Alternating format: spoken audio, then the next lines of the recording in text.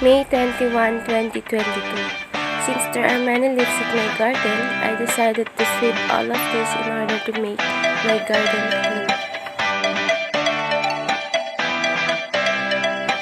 After cleaning, I started to cultivate my plants and remove the unwanted grass around them.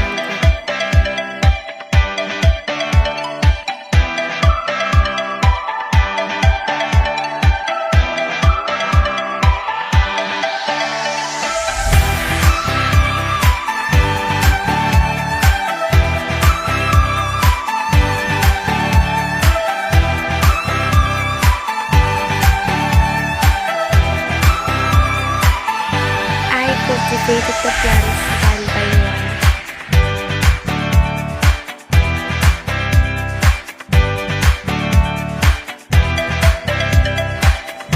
After cultivating, I put back the stick that I used.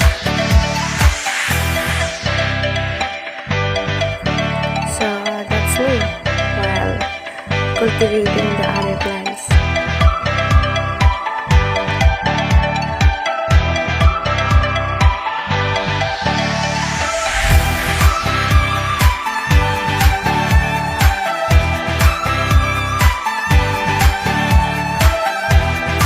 I did the same process just like what I did to sitaw and tomatoes, and now I will cultivate new rare plants.